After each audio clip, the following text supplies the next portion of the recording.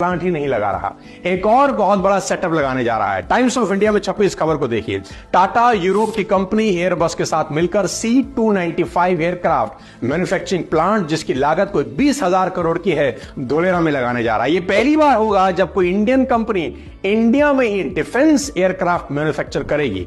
धोलेरा में टाटा की एंट्री एक शुभ कदम है। आप जानते ही हैं कि टाटा और गुजरात का साथ बहुत पुराना है।